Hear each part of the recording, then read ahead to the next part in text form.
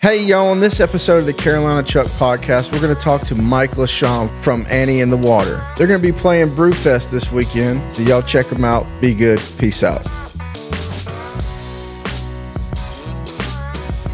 Something that could like bring you into it. So Annie in the Water, our band. So I played in a band called Annie in the Water. We started in Watertown, and in Winthrop we had this Airbnb, this like super eclectic, weird woman that was Brad's like far aunt. But we would stay in Winthrop. Just if we went to Boston, like we had a solid place to go. But you were straight north, actually. Instead, so Winthrop would be if like I went halfway on the rail and then like took a hard right, because like you know how like and they all like bled out at the end of the night, you know. That's like we would go on the far outskirts of Winthrop, and Winthrop would be like the end of the line of the train. By the way, that's the only thing I remember. But we'd also have to get like skateboards and shit to like get back to like the far end of the beach on fucking Winthrop. That's awesome. Yeah, there was. Check out like Revere Beach when y'all were out around there. So we played. Paradise Rock Club. No. You don't know Paradise? So Paradise Rock Club was like one of the bigger. Well, I mean, it's kind of like that. Like when you're an underground band, like blowing up. That was a Paradise Rock Club. Do you ever play in the Alston scene? Yes, That's a huge scene. Yeah, so we did the Alston scene. We did oh my god, it's like Saint. It was a venue. Like we came through like we made like $40 that night. But it was like the Alston, like the kind of like Port Town Alston scene, and oh man, that was like 2012.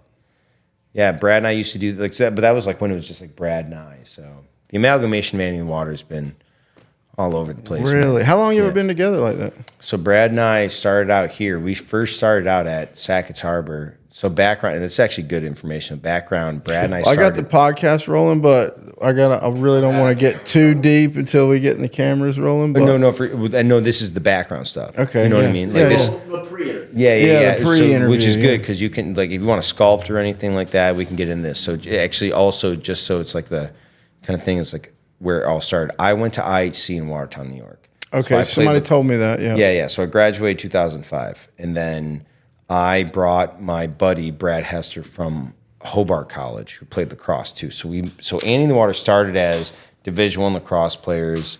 I brought them back over here to play in like, because I had such a large network of friends, just like you and my people. Like I just had a whole network of people. So him and I started in like Sackett's Harbor and Alex Bay, and that's how like the whole thing started. And then after that, years later, fast forward, we moved over to Albany in Saratoga Springs. When you say y'all started playing together, I mean, what did he play? How did the music?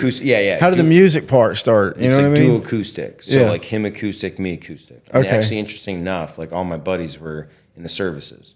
So Brad and I used to just play and hack at it in Sackett's, and we had like people from like South Shore, Florida, San Diego, like people in the services that liked what we were doing. And then it was like a contingency of like people in the services, and then people from like random people from Clayton, New York that liked what we were doing. Yeah. And then suddenly it became the thing, you know. Wow. Yeah. And it's like and that's like some early shit.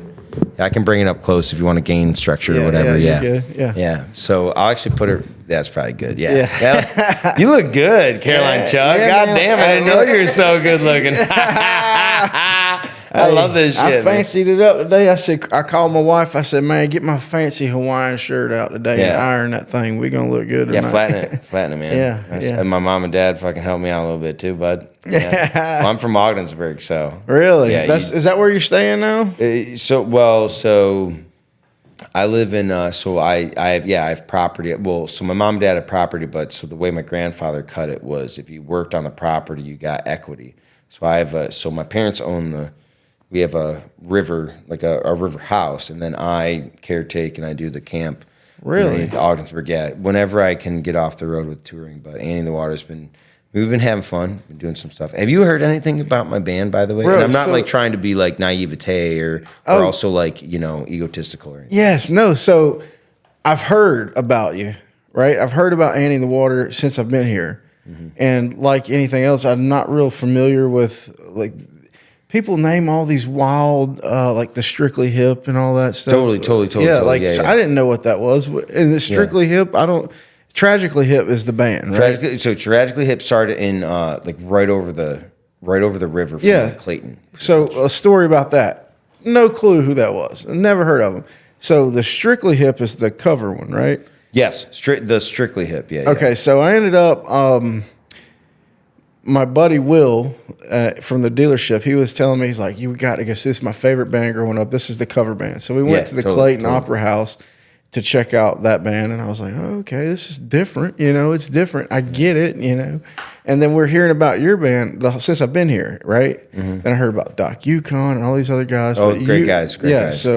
So I haven't heard much of what y'all did, right? So since we've been talking, I start watching you on YouTube. Yeah. I'm like, cool. Thanks. I'm like, yeah, okay. I mean, I can't wait to see you live because I think the real experience is seeing you guys live. Yeah, that'll be yours. Yeah, for sure. I'm really excited about it. Like, and people, everyone around town is telling me about, oh my God, they're playing in Colorado. They're doing this and that and this and that. Yeah, they're like nationwide. They're huge. I'm like, well, God dang, I got to talk to this guy. Well, the thing that's so interesting too is like, and I mean, even just like on a homie level, like I think it's really important that you're bringing light to things. And this is my hometown, this is my country. You come from a different place, but for you to bring a sense of vigor and a sense of, I mean, you have your own like community down there. Like this is my fucking blood. Right. I come from a farm like north of here. You know what I mean? So if we can highlight that, and that's what I scouted you, bro.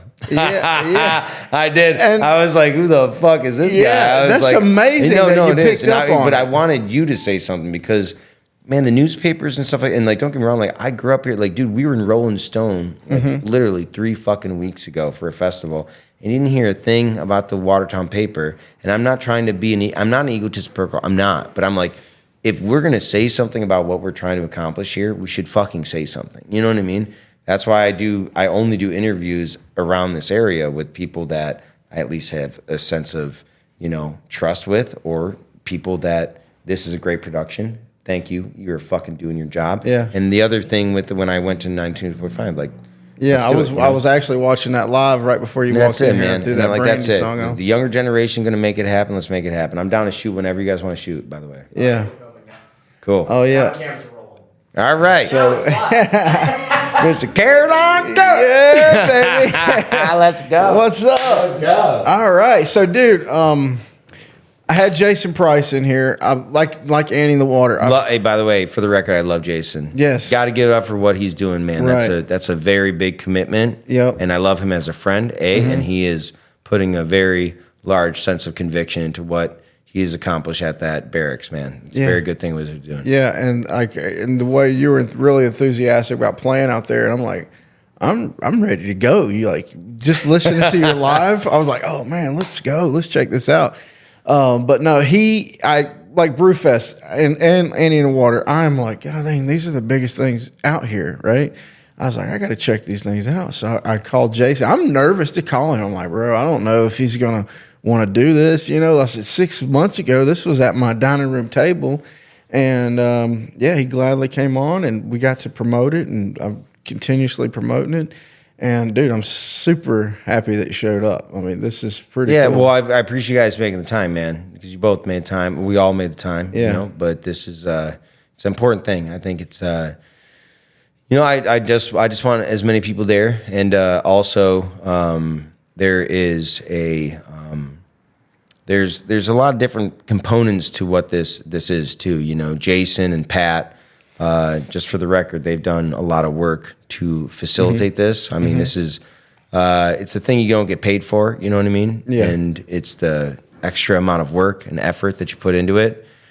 And this is also a fundraiser, which is a supplementary part of this festival for Cam Carpenter, who is a beautiful young girl who is doing as much as she can in her own pathway to take on brain cancer, and that's what we're also contributing towards. So This is a multifaceted thing, and I came from, Watertown, and I've met these people, I've talked to these people, and I think what is happening, what's being built here, is something within the Madison Barracks, which is right next to the Lake Ontario area. Yeah. We have so many attributes that are so incredibly powerful, like just as landscapes, and for you to be obviously like pushing this and obviously putting blood into this and enthusiasm, it's something bigger than us, and I'm so happy to come back home with my band.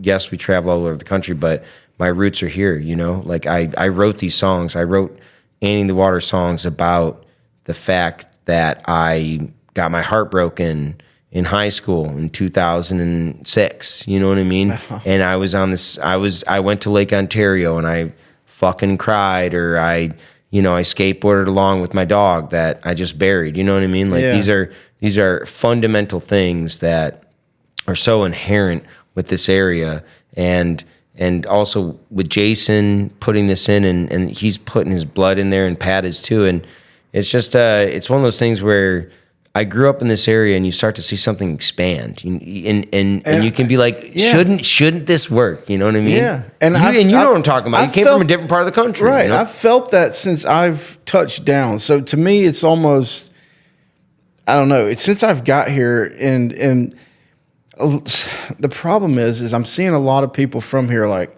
I meet a lot of people, new people every day at the dealership. They're like, "Oh man, what are you thinking coming up here?" Dude, I never fucking feel that. Right. So I'm like, dude, I've had nothing but love shown to me since I've touched down here. I was like, this is a great place, and that's what this whole thing's about. I keep discovering really cool things about the place, and I would like to highlight it, because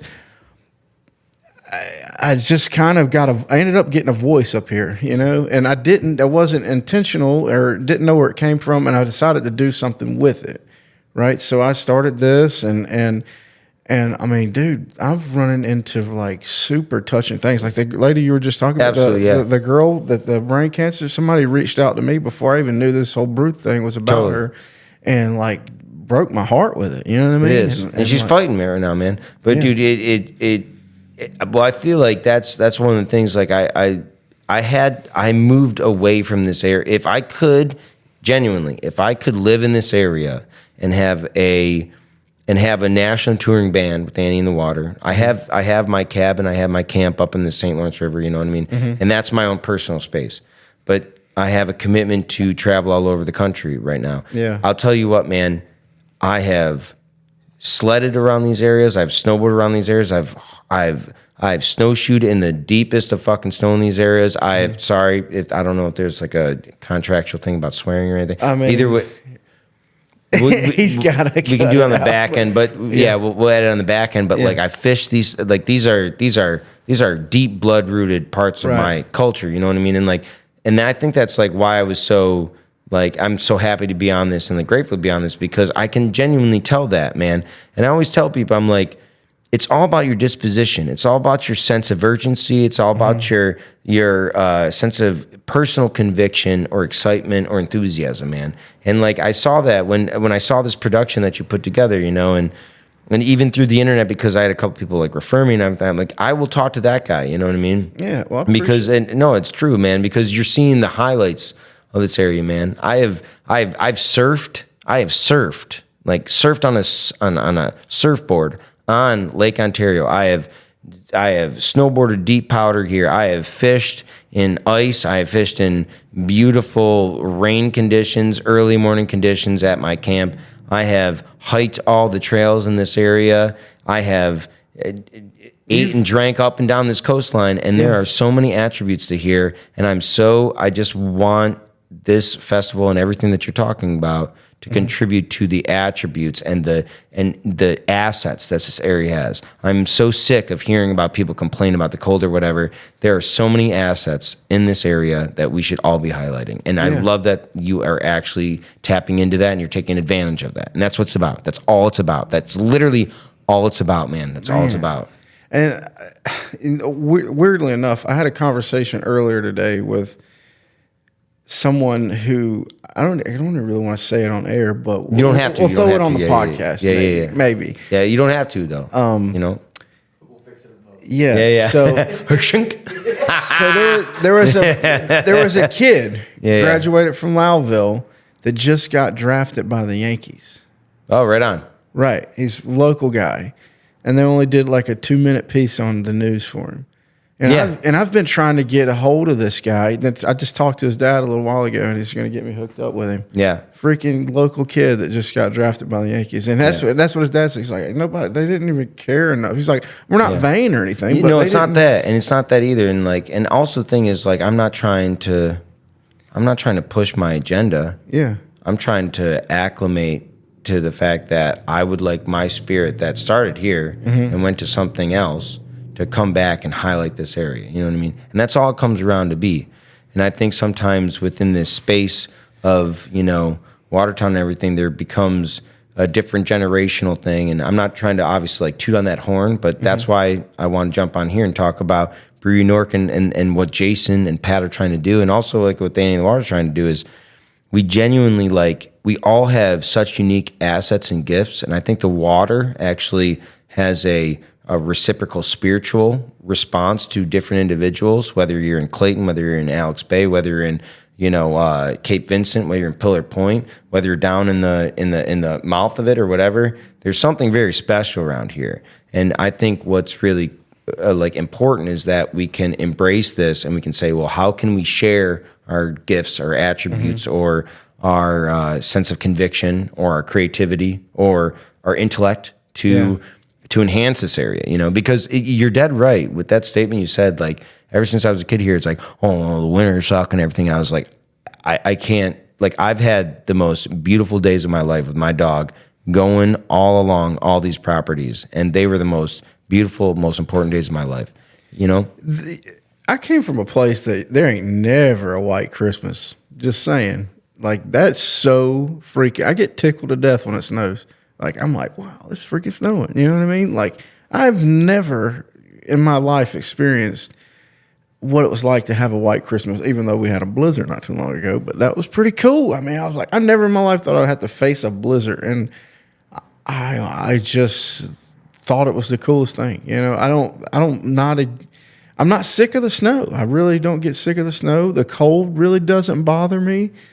I mean, the people, dude, the people are really, I mean, they're showing me all this love, man. It's just crazy. And I'm glad you touched on the water thing. I think there's something really common about being by the water. I don't know if it's some kind of way deep, primal thing that you're next to a resource or something, but everybody that I've had on this show is I've met somehow, I've communicated with somehow because of a vibe they gave me, right? I can't really explain what it is. Yeah. It's like I got to talk to that. Something about this guy. I don't know what it is about it, but I got to get this guy on there and communicate with him. And that's kind of what I felt with you too. No, totally. And I think what's so appealing is that, and like I said, I also think there's a generational opportunity that we all have, to see the world in kind of a different light, Yeah. And I think that's what was been really cool about it. I was like, oh, Caroline Chuck. I was like, this makes a lot of sense. You know what I mean? This seems like a really cool thing. So. On a wrap up, I'll tell you what, it's a pleasure to be here, and it's also I'm glad you're here. You know what I mean? I also am super grateful to be here too. I get to hang out with my family in Ogdensburg, shoot down here, and do an interview. And I was on 92.5, and I had a great time with Jason Price. I also wanted to give a shout out. So one of the big things I want to give a shout out to is Pat and Jason with Brew York. They've done a substantial job to make that production happen and bring something good here to the area. So, which is going to be happening Saturday. Yeah. I know. By the way, for a forefront, we're gonna have a podcast going out tomorrow. So the video might be after the festival. We'll keep them up to date. Yeah. So look, I gotta ask you about Annie in the Water. You asked me whatever question you would like to ask me, Caroline. Okay, so you got together with your buddy. Yes. Brad Hester. Brad Hester. So he was a Division I lacrosse player at Hobart College. This is circa 2007, and I played lacrosse here in Watertown for IHC. You know what's cool about you talking about lacrosse is I literally learned about lacrosse right here. I had I told you about him. Yep. Nate Jobson. Exactly. And he came in here and educated me on lacrosse. I'm like, Nate's a great cat, man. Yeah, he's good guy. Cool yeah, he works with me now. And so he invited me to come check out box lacrosse, and they're going to the freaking national championship. That's amazing. Dude, his passion with what he does is, I still have that T-shirt, man. I still have that T-shirt that I wear back when I'm on the road and when I travel and stuff. And Nate is a genuinely very passionate guy. Yeah. He puts a lot of effort into it. So yeah. Anyway, so I was born and raised in Cleveland, Ohio, actually, in the Midwest. But my grandfather and grandmother are from Ogdensburg. They have farm country up there. So when I was done with school in Cleveland, we would go up to Ogdensburg. We'd literally drive up and we would work on the farm. We would mow. We would do whatever we had to do. But I became obsessed with Casey Powell and Ryan Powell. They were lacrosse players at Carthage. From Carthage, that went to Syracuse. And this was 1999. And then so... How old are you? I'm 38. I'm 38. Yeah, well, there you go, bro. There you go. That's 86, baby. Yeah. Okay. Wait, when 1986? May 28th. I was June 25th. Oh, yeah. There's something there. You old son of a bitch.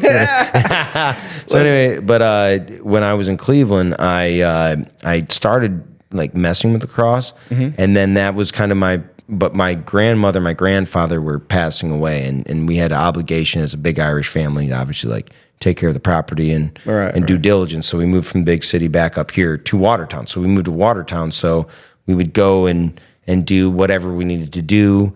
And this is great. I've never talked about this actually publicly. This is a really cool thing. I appreciate you actually holding the space for this. This is a very we got kind thing for you to do. So anyway, my family came from Cleveland, and we came up here, and me and my brother and my mom and my father and everybody else, we would go and work on the property in Ogdensburg until my grandmother and grandfather passed away, and I stayed in the area. I went to high school here, so I graduated high school in IHC in 2005, and I was a lacrosse player, played Division I lacrosse, and went to a particular program, and then Brad had linked up with Ricky Evans. Ricky Evans, when you're watching this, I know that's right, Ricky. I'll tell you what, Ricky. Come on, yeah, Ricky. you're gonna love that, Ricky Evans. Richard, I used to call him Richard Evans. I hope the gain structure is really opened up on that thing. Yeah. Anyway, so yeah, Ricky Evans set me up with Brad Hester in Hobart College, and so we went to the St. Lawrence River. So we went, and this is the real Annie in the Water story. How Annie in the Water actually happened. Because actually the rest of the band calls it Annie is a conspiracy. So if you ask anybody randomly in the band what Annie in the Water means, they actually make up a completely different freaking story, which is kind of fun. Yeah, it's kind of fun. So Brad played lacrosse at Hobart, and my buddy Ricky Evans from high school was like, Mike, why don't you come over? He's got this song called Ohio, because I was born and raised in Ohio, Cleveland, Ohio, but worked on the farm when I could. And Brad was from Ohio, and he had this beautiful song called Ohio, and my buddy Ricky Evans like, well, why don't you come out and like hang out with them? So I went and hung out with Ricky and them all night. Brad and I link up at like 3 a.m. and we played Ohio, and we'd never played together. We played Ohio, and all the guys in the dorm room just like, you know what I mean? Like you could tell like something weird was happening. Going on, yeah. And this is like circa like 2000. This is 2006, you know? Yeah. And you could watch it happen, you know? And so Brad and I, we're trying to figure things out anyway over the couple of years. We recorded a bunch of songs, got thousands of plays, but we had no name. Brad was like, what do you think of Annie in the Water? I go, that's sweet. But then I was like, well, if you want to start gigging, if we want to start like making something happen, I have some contacts. So we went to Sackett's. We went to like the boathouse in Sackett's Harbor. Yeah, okay. You know? Yeah. And I've heard like, of that. yeah, they put us on the back deck, and they were like, yeah, play a show for 4 hours. And Brad was like, okay. we play for 4 hours, you know, you know, like you take like 2 breaks and like get food and like drink beer and everything. We strictly played and hacked it for like 4 fucking hours, man. Dude. Pardon my French. Yeah. We just like hammered it for 4 hours, but we learned eventually. So we started in there and Top of the Bay and Alex Bay. Shout out to Steve Calderia and Andy and Vince over at the Riverboat. And we just like slowly, you know, kind of grew it up. And then eventually we shifted over. We kind of moved over to Albany. Now we do like national tours like you were talking about, you know. We do the Carolinas, we do the Colorados, we do New York Cities and the Portland stuff. But everything that is Annie in the Water, it really originated in a completely amalgamated, intimate thing within this 20-mile radius. What made you go to Albany? So I played lacrosse at Siena College too. So I had, and my contacts and also like where I grew up was up here. So I knew that we would get shows in Alex Bay and Saga's Harbor and all that other stuff. And I was like, well, I have my college lacrosse mates too in Albany. I was like, if we go to Albany, there's a bunch of venues, like bigger venues. And the other thing is Albany's like a hub. If you look at Albany on a map, it's kind of like you can traverse over to Boston, you can traverse over to Buffalo, you can traverse back upstate here, no problem. You could traverse down to Woodstock, you could traverse down to New York City, you could go New Hampshire, Burlington, And so it was a hub, and it was just a logistical situation.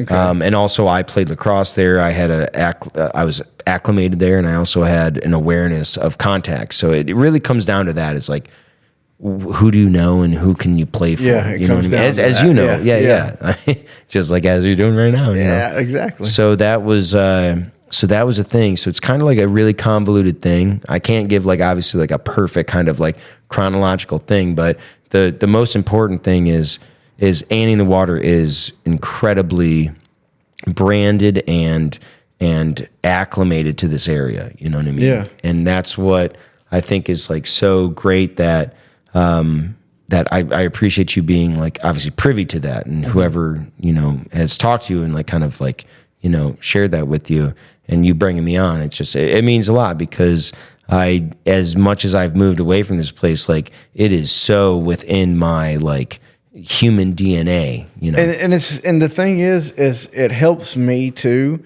And I try to also bring on people that are not necessarily from here, but have visited or are here actively, but from different places, because they give you a different perspective on, like, everybody that I've brought here that is from other places absolutely love this place. And they give the same experience. They're like, this is better than this place because where we're from, they were shooting and stuff every day. And I was like, the worst thing you're gonna have is some, you know, people come talk to you on the streets that are or whatever. But I like having people that aren't just here all the time, that have gone out and seen other places and understand why this place is really nice. You know what I mean? Yeah, Does that totally. make sense? No, totally. Like, and even like the connection that we made, you know what I mean? Yeah. Like it, because that's the thing is like nobody has like wouldn't it be so fucking, or wouldn't it be boring? It's too late now. Yeah. Post, bro. Shink. Wouldn't it be boring? Yeah. I've done too many interviews. I've gotten in trouble for that. That's okay. Yeah. There's no contractual binding situation. Yeah, that's okay. Yeah, good. Well, I'll sign all 3 of them if you want. Advisory at the beginning. Yeah, totally.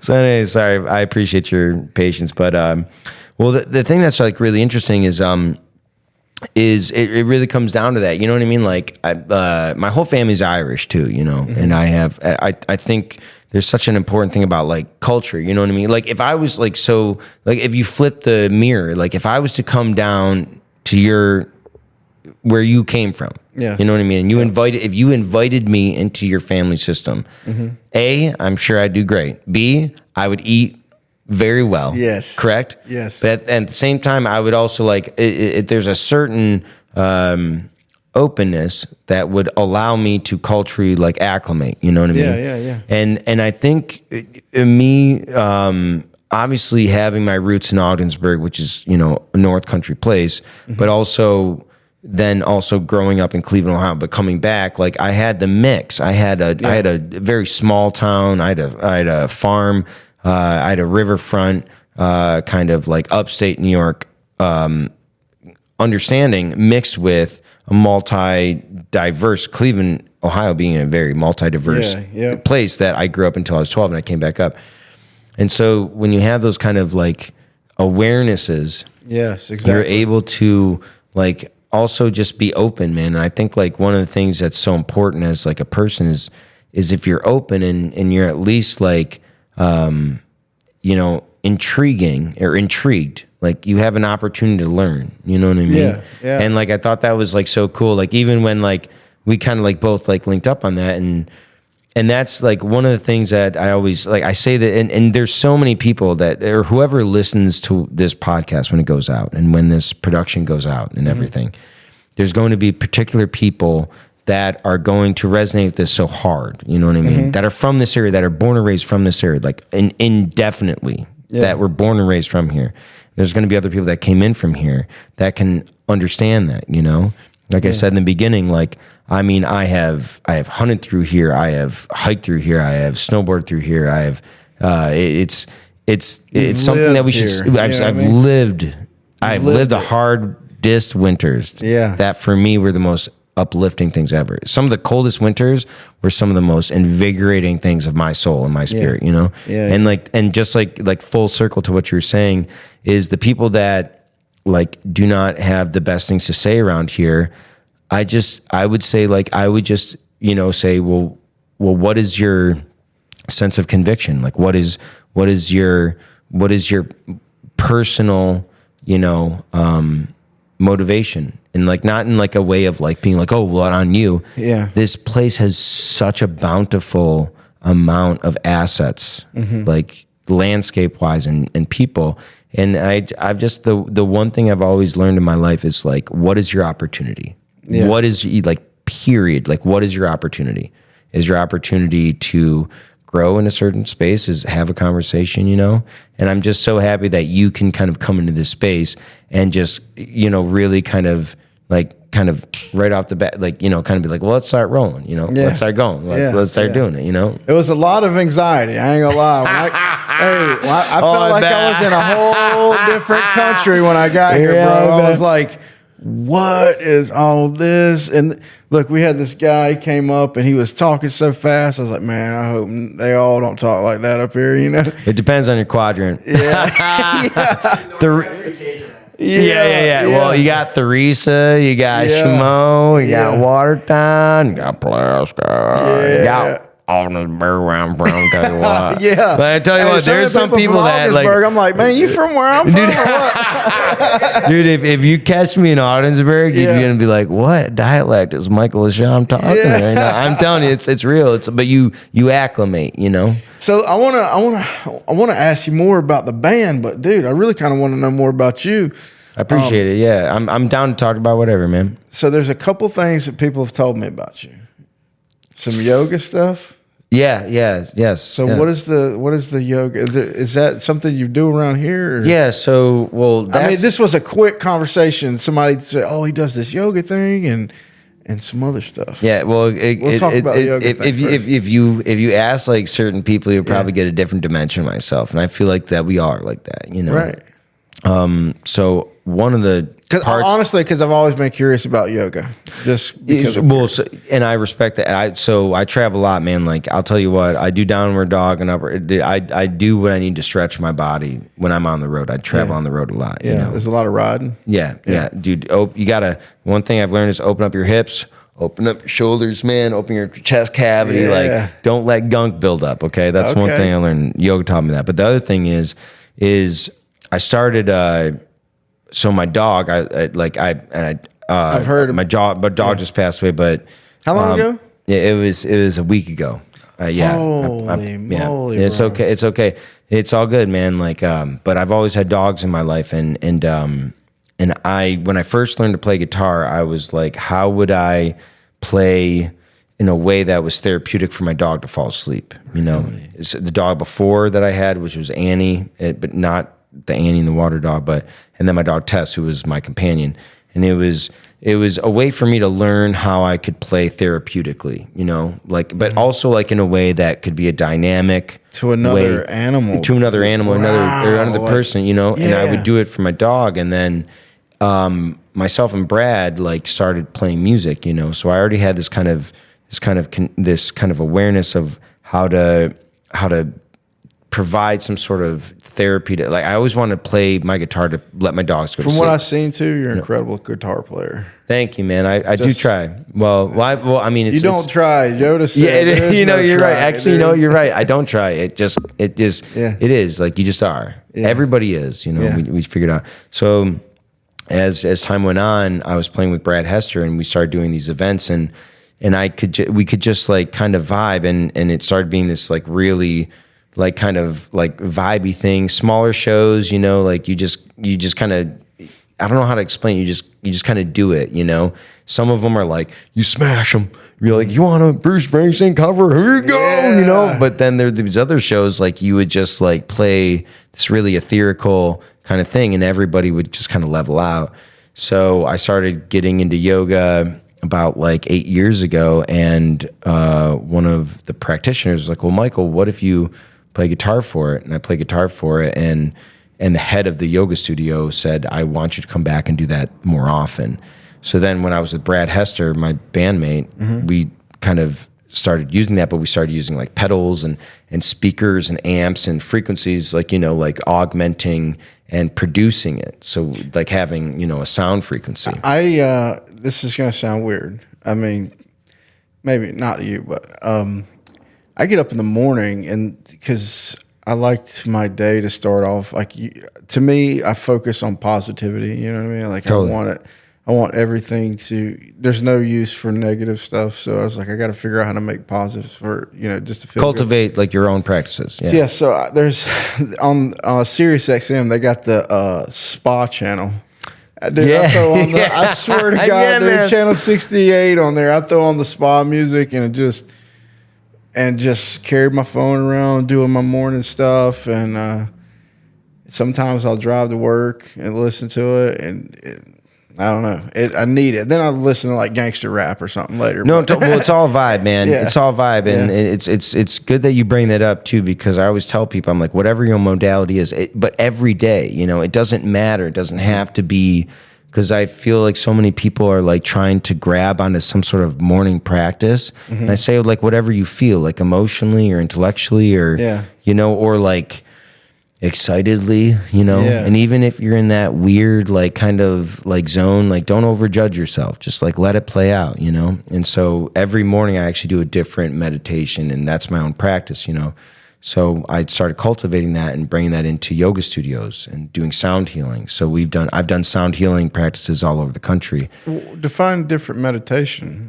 It really like comes down to what you I always tell people like check in with like their own like you know, whether it could be like a different energetic level within your body, because like, you know, like when you're like really highly mentally anxious, like you feel like your brain can't shut off.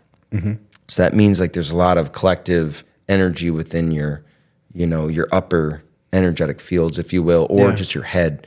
You know, who fucking like, cares? I'm You know what I mean? following, Yeah, but it can be an expansion, it can be a pressure system, so it feels like heavy. So that means I could probably bring the focus down to a different space, which could be a grounding space. You have a very good grounding energy, honestly, you do. And I feel like that's why you're very pure, and I feel like that's where you're very genuine, because you're actually very grounded in your own self. You're grounded in your own, and that's like we're talking about roots. We've talked about roots the whole time. Yeah. It's an earth energy. It's a root energy. Yeah. So it really comes down to like, so myself, I've gone through different things within, you know, being, you know, a competitive athlete to, you know, music, to also being like within the corporate environment, things like that. There's a pendulum. Corporate environment. What does that mean? Well, so I used to do national team building. I still do. I contract that out for different things. I don't do it as much because I'm prioritizing any other. So I don't want to tangent too much. It's okay. It's okay. I pick up on stuff and it's okay. It's okay. I got ADHD bad, bro. Hey, what's going on? How you doing? We're good. Yeah, I think we're all there, by the way. Yeah. So anyway, but that's the thing is like even that moment, like right there, we can check on that. You know what I mean? And I just realized that there's checks and balances that we have, and you can tell what those are. So I started. I mean, I'd gone through a whole slew of stuff, but I started realizing that the music can be presented in a multifaceted way. It has a way of being therapeutic, has a way of being entertaining, has a way of being really like bridling and like jolting, you know, and some intense. Of the guitar riff were like I was listening. It was on YouTube. It was like an hour and some change worth of music. I was live, and I was listening to it this morning, and it was like just like you're saying, it was like and then. And it's and we all like those sounds made sense, but no, they do because sometimes I want to kind of bring things down, and sometimes I want to have it feel like an emotional jackhammer, and not to like be too too heavy, but it was too heavy or convicting. For like I don't know, dude. It's really cool. It's really Thanks, cool. man. Yeah. Well, then that's the coolest thing is like, and that the coolest part is that like it all kind of comes from this area. You know what I mean? But I've been exposed to so many different things, traveling and touring and stuff like that. And I also have my own personality, which is it's subconsciously pretty intense. But at the same time, like I have these things that I've learned, I picked up from this area that I can share. And I think like, like kind of like wrapping up like what you asked is like the yoga sense and like it really is my sense of experience and my sense of conviction. But I've gone through my things, and if I can, it's like kind of like molding. You can kind of tell. You always got to play to your audience, and that's like the biggest thing. You know how to have conversations with whoever. You probably have people come in here before that could be a bump on the log or out of their minds, and you got to be like, let's taper this thing down or like give them something to say. Yeah, you play to your audience, right. And I do it in either an emotional, intellectual, or spiritual, or vibrational way. It's like when we all have those attributes. It's just.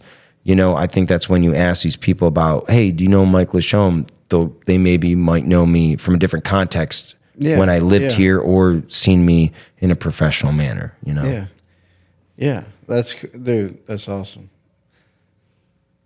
I also heard that you had some psychic powers. Is that true? Well, I do astrology. So, I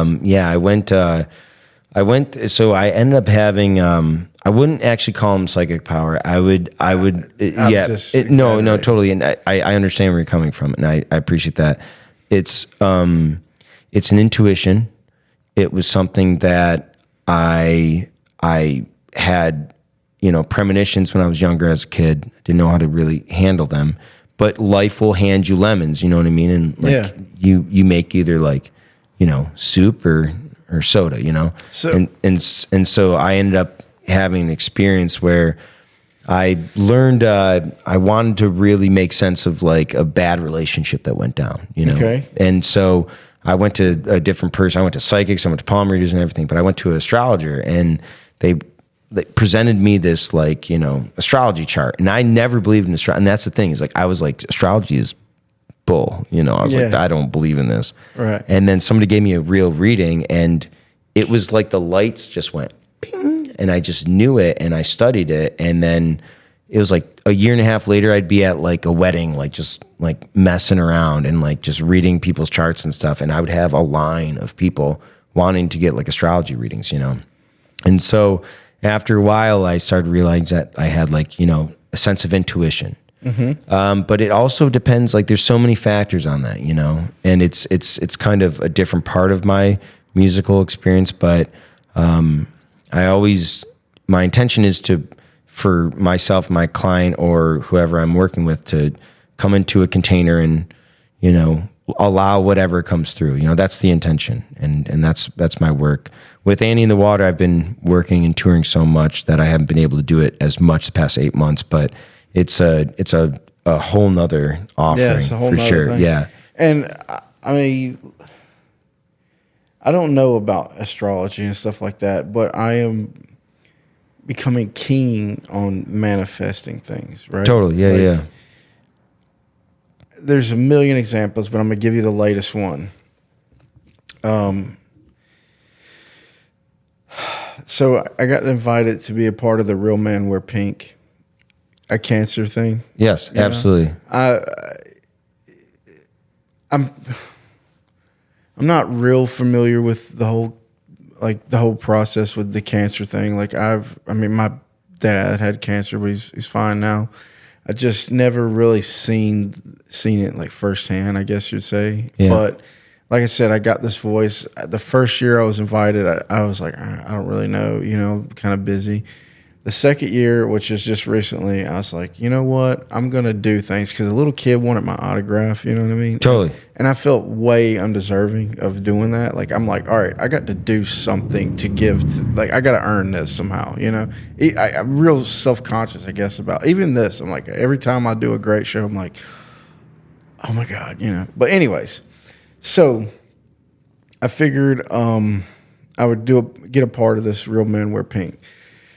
So just like a couple days ago, I think it was when it was raining out. I think maybe it was Saturday or something. I don't remember. A couple days ago, I had talked to these people. I'd set up this thing. We're going to do this thing for the Real Men Wear Pink and earn some money. Everything's going good. I've talked to a couple different people to set this thing up, and everything is going extra smooth with this setting this project up. Which is crazy. Things just don't go so smooth, Oh, I don't know if you would say everything doesn't go so smooth. Well, listen what happens. So I'm at work. I'm talking to a couple people on the phone, and all that's getting set up.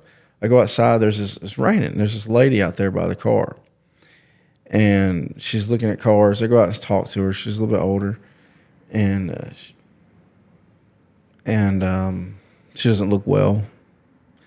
And I talked to her a little bit. She's like, this is my second day car shopping. So I said, well, it's raining. I can help you. We can go through, we can organize it. If we sit down at my desk, we'll figure out where you want to be at, what you need to drive, whatever. So I get her inside, bro, and oh my gosh, she's dying. She's got 2 kinds of cancers. And I was literally just blown away. I was like, all right, I'm not gonna be able to sell you anything until I don't know how to do my job. But I sit there and talk to her, bro. It was like, she's like, I'm gonna get some money because my ex-husband passed away, but the money I'm gonna get is gonna cancel out my freaking insurance. Mm-hmm. She's like, anything that good happens to me, something worse happens back. And I'm sitting here just like, damn. And like, not that I didn't have motivation to do something before, but this was within hours. Oh, totally. I'm like, dude, she's like, I've got like less than 4 years. My doctor's, I'm like,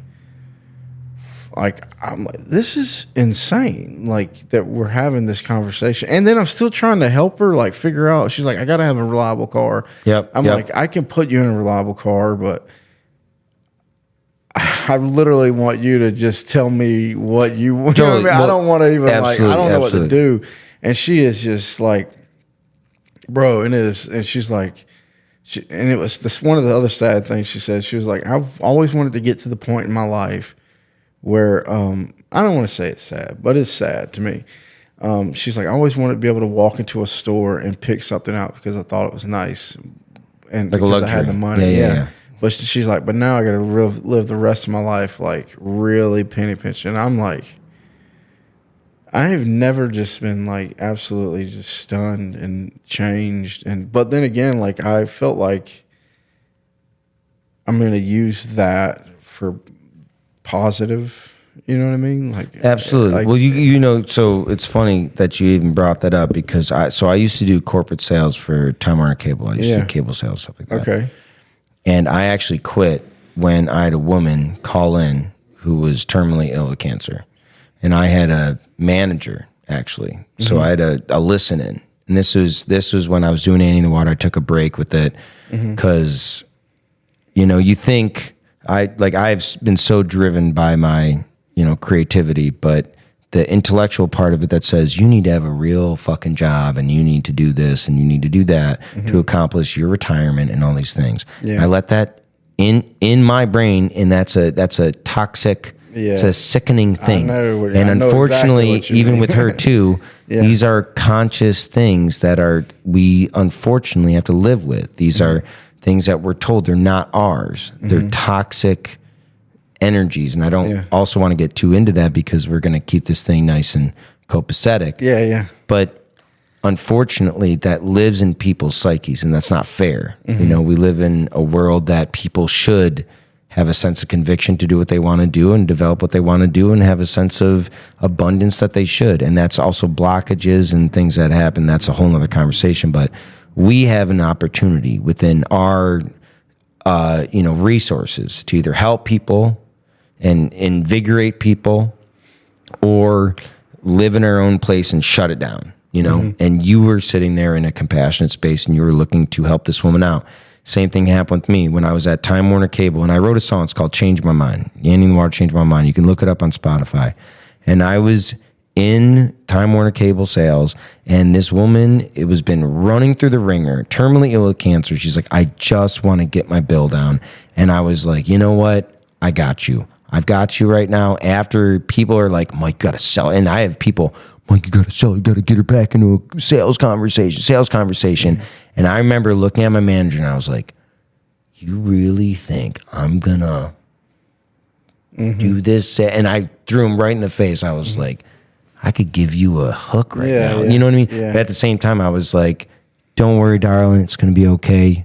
You're going to be fine. We're going to do this for you, blah, blah, blah, blah. Here's your package. I was going to send you off. And I clicked it off. And my sales manager was like, what are you doing? And I was like, if you think that I'm going to try and portray this dichotomy onto this dying woman right now, you are absolutely wrong. And I packed up my shit and I walked out the door and I said, and the CEO, and actually, like, believe it or not, like, we actually became friends, which was really cool because he didn't talk to anybody else in the sales thing.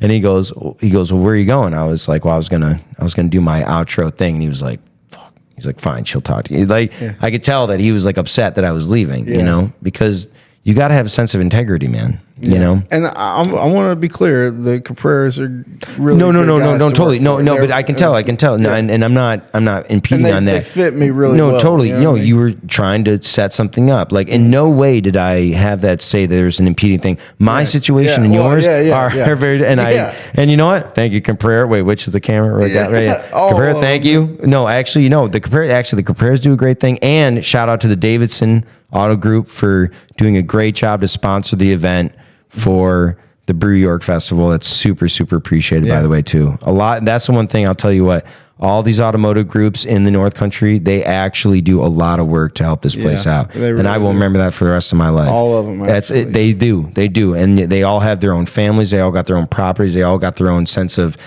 culture. And that is something that I will gladly appreciate, But like I said, in that scope, like I was like, no, I'm out, and like in that scope too, it's like, and that's the thing with business that I tell people, and then I brought into Annie in the Water and how we do business now is you have to have a sense of integrity. You have to have a sense of culture. You have to have a sense of spiritual practice. You don't have to, but you really want to allow people to have an openness to communicate their feelings, whether it's your business or your band or your music or your bakery or your jewelry or your vendorship. It doesn't matter, And I think that's like, really important that you went through that process and you're like, well, what can I do?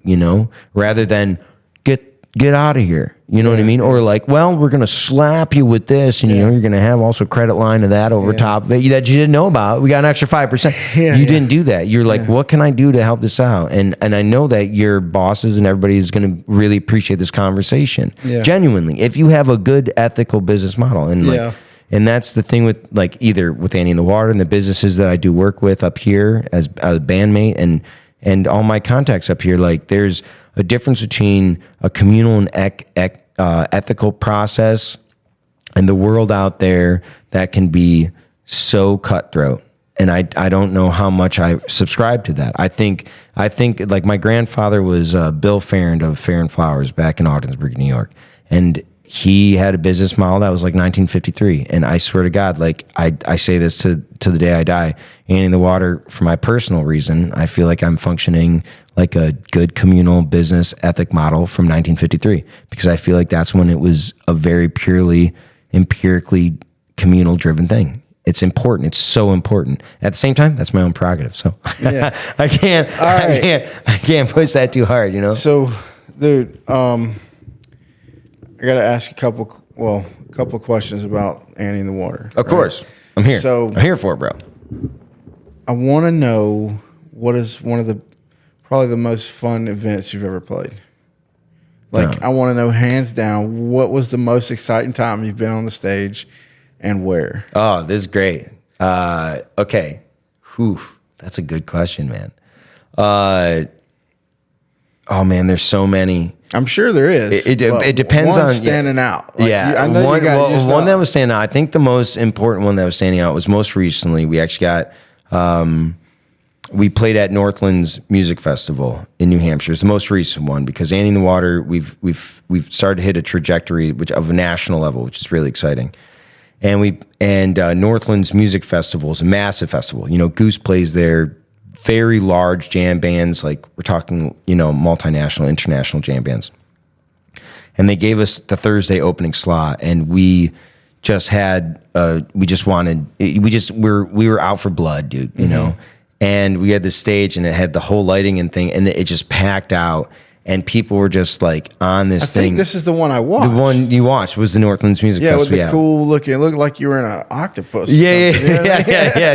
And it was just like, you know, it was just like one of those things where I think we all like had this mindset of like, let's just be out for like, let's just do whatever fucking close to, you know what I mean? Okay. And so we just smashed it. Like, you know, when I got off the stage, like I almost passed out. I like laid down on the ground. I'm like almost about to throw up, and I'm like sober as a bird, but you know, it was just, we smashed it 2 hours straight, highlighted thing, hundreds of people, you know, like 1,000 people really like out there for it.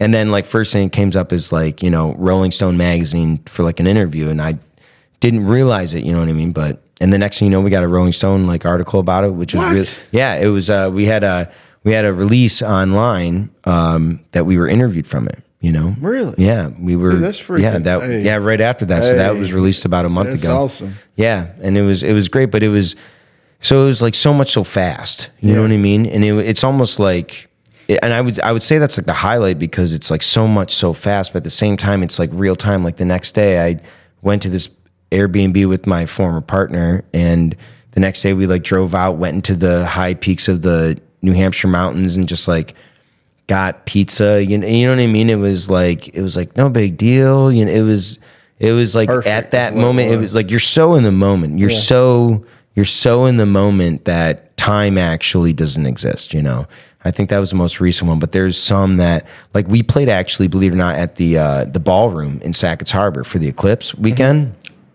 Dude, it was off the charts. And like it was so intense. Where were you for the Eclipse? We were in the Sackett's Harbor Ballroom. Yeah, you saw the Eclipse in there. I mean, what do you? No. Then we went. And that was the thing. So that Eclipse weekend was probably the craziest thing. Yeah. We started Saturday in Sackett's Harbor, part of the big like festival, and we played at the Sackett's Harbor Ballroom in Sackett's, and it was off the charts. It was, the whole place was sold out. And people were going crazy, and the sound was intense. It was like a rock club, you know, just like. And then next thing you know, like you pull out of it, we're at the boathouse, you know, like hanging out, like late night. The next day, we went to Whiteface Mountain, and that was this year. I think the biggest moments have happened this year because we went to Whiteface the next day. We literally packed up out of Sackett's, out of the hotel, drove over to Whiteface, played the show. And we had this idea to have all these lights. So when the eclipse happened, it'd be totally black, and we'd have all these lasers and lights. And we contracted them all out. We signed them up to have them happen. Yeah, on the backstage. And then right before the set happened, all the guys in the band like huddled up. We're like, no lights, no show. Like total darkness, total silence for the eclipse. It was awesome. Yeah. And like my drummer Josh and his father were able to like hug and be together. My bandmate Chris and his father were able to, you know, be together, and like everybody separated in their own way. I mean, you know? dude, I swear I'm at Thompson Park. And I've seen one before. One came in South Carolina in 2017. I didn't get to see it. Where I made it to was only partial, which is still blacked Oh, out. dude, But dude, still the whole huge. total one, dude. I mean, I didn't. It was surprisingly emotional. Yes. Like I Yeah, just totally. automatically was like in awe and like about cried. It was weird. It was really emotional. Yeah, we had like it. I think it's all kind of like there's so many things that I could like say about like Annie and the Water shows, but it was either Brad and I or like myself and Josh or like Chris Meyer and myself and Matt on keys or like all my band or Brock and I having a moment at 3:00 in the morning looking up at the moon at like Alex Bay with nobody around. You know what I mean? Like Yeah. there's the moments a better or worse moment is completely non-contextual because there's inherent value within what the proximity of your friendship or your emotional kind of context was there, or even like the amount of people and the volume of it or something. Right. You know? I know what you're trying to say, but bro. but it all leads into this thing, and I think this summer is probably the first one that was like something different has happened. You know, there's it's like, you know, when like film tape, like the old film tape back, like the reels, you cut it, you splice it, and you glued it together. It feels like that kind of happened only within a recent amount of time. You have a whole reel, but you just glued another reel on, and you just started going with Annie in the Water, at least. You know, so these shows have a completely different context now, you know? And that's why I'm really excited about the Brew York Festival this coming Saturday because, and even just seeing Jason and Quince in studio today and like you guys being here and doing this production, like there's just an excitement that I just feel like inherently, like it you know what I mean? And that's really important. But you never want to put the wagon before the horse, you know, but I'm incredibly excited for this weekend. I really am. Mike, if we don't stop it here, we're going to talk all night. I agree. All right? Yeah. Yeah. I appreciate you, man. Yeah, man, it's been great, dude. Like I said, dude, I want to stay in contact with you and keep it going because honestly, I love talking music and I love all kinds of different music, and I like seeing stuff happen, dude. Like, so really how I started this podcast was that Viggo Mortensen guy from Lord of the Rings found out he was from up here. And I was like, what else do I not know about this area? You want to know what I mean? a funny thing about Viggo Mortensen and me? I would love to know a funny Next thing. episode, bro. Yeah. I'm serious. I have a beautiful story about him and I. Well, look, I'm going to keep the podcast rolling for a minute while he shuts everything off and takes his pictures and stuff. Well, this will be yeah. So is this on tape or off tape? This is on. It's on tape. Okay, I'll tell this story actually. Yeah. This will be the trickle out. We'll trickle out right now. Yeah. So what happened was I did an event for his mother. They did a memorial for his mother who was Planned Parenthood, and I was glad to do it, Brad and I. And this was 2000. Oh my God, I think 2015 or 16 or something like that. And my dear friend Janet, she put it together and everything, and Viggo was there, and people were very excited and everything. And Brad and I played, and we played our hearts out, you know what I mean? And then, but Viggo's brother was there, and he's a big Deadhead, and I was like really just trying to like vibe it out, you know? So his brother comes up to me, Viggo's brother, and he's stoked. He's like so stoked. He's like, that was the shit, man. It's like Jerry and like everything and everything. And then, but I'm a huge Viggo fan. Like I'm a Viggo fan from like his Russian kind of shit. Dude, the freaking Eastern Promises. Yeah, you know what I'm talking about, dude. Go, and I'm talking, and not only that, but like, or Lord of the Rings, and like, I mean, like, there's so many. The Green Book, dude. Have you ever seen that? I think so. Oh, dude, it made me cry because it was real. Because I related to it because there was moments when I was on the road and I had to run back home to my mom and dad for Christmas, and I made dude. I'm telling you, man, I will start crying. I'm not crying today. But that book, that movie, and I was like, Viggo, and that made me love him even more. But anyway, so his brother's talking to me about music, and then Viggo comes up and he's like, I really appreciate it. And I like went to turn to him and I was like, this is the moment when Viggo and I have this thing. Yeah. And then I was like, yeah, and I kind of locked up, and his brother goes, okay, yeah, whatever. And then there's like changes the direction. I was like, and I went over back to his brother, and then Viggo's like, okay, we got to go, and out the door, and like they were gone. I was like, I was like, Viggo Mortensen is like not only like favorite actor, like not because he's from here, like he is fundamentally multi-dimensional favorite actor, you know? Right. And but I happen to be from Watertown. I'm like, oh God. Darn it. I was like, I can't believe it, dude. I was like, and his brother's just like, oh yeah, okay, yeah. He's whatever. And I was like, that was my moment with Viggo Mortensen. But at the same time, I'm like, I always think about it, I'm like, Viggo and I will link back up because it's like, you know, creatives will be where they are and stuff like that. But it was just a funny one. I've seen his brother since, and and his brother is so eclectic and cool too. You know what I mean? Like he's just as uniquely like his own like flavor of ice cream. You know what I mean? So how does like jam bands and stuff kind of keep up? Because I was people talked about it as a whole culture and all this. Like, I mean, how do you stay in the like? Is it a culture or how is that going? I mean, yeah, it is. But or is it just y'all get to festivals and it's just like there's like the festivals, dude, and like, well, we're a jam band out of the North Country. Like, it's like the Tragically Hip of like, you know, Watertown. I'm not tooting my own horn. It's just like we're a different flavor out of a different area, you know. But we play festivals all over the country, man. Jam band. But at the same time, like we write a lot of songs. Like we write a lot of songs that have nothing to do with like jam band music. So we. Oh yeah. Like that. Actually, I'll do like that. Yeah. So like we also have these songs that don't really fit the texture of like a jam band. Some of your, I mean, flavor, dude, your you know? music is universal.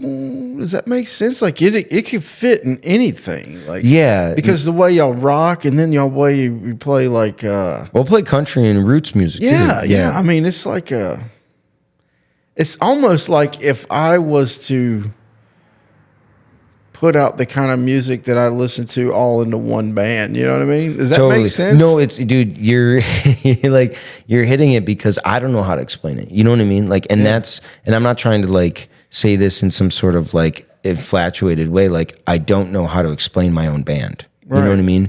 I just want there to be an opportunity for as much music to be happening as possible, whether it's from me or the piano player or the percussion player, or the drummer, or the bass player, Brad, or anybody.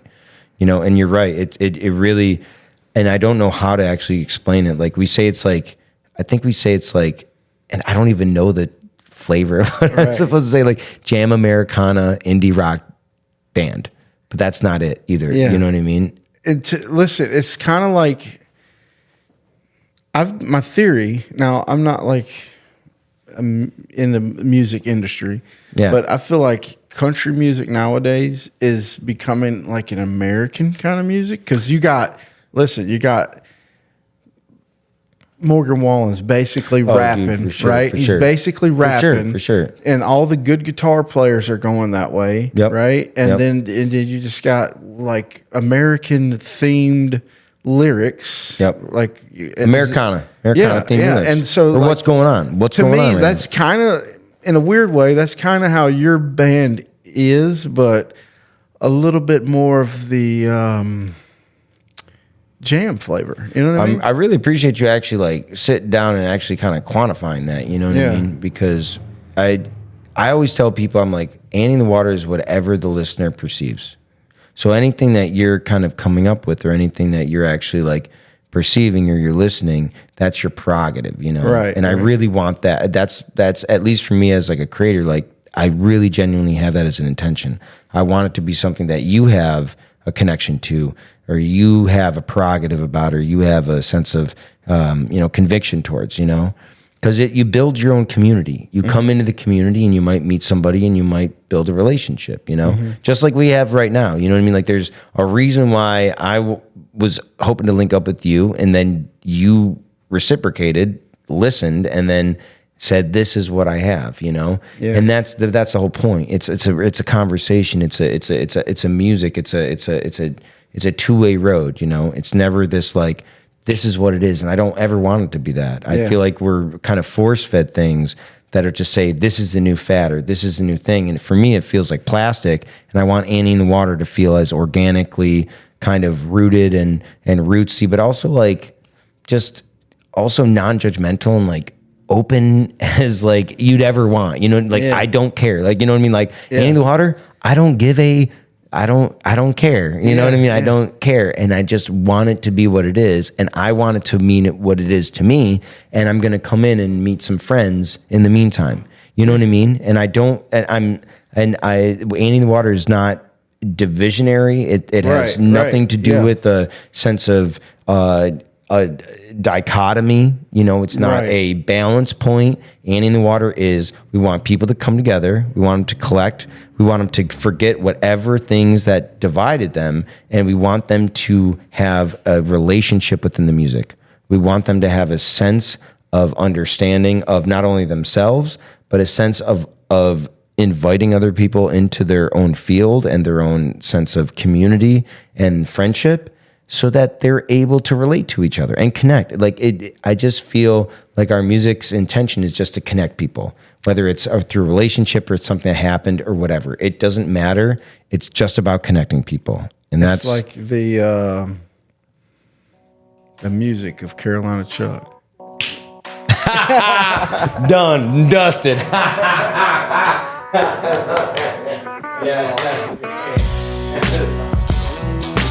That's my shit, dude. I love it. That's it. It took me about 5 minutes to do that. Yeah. Oh, dude, I appreciate it. This is awesome. That's cool. Hey, you talk to me, man. Nice. Excuse me, I'm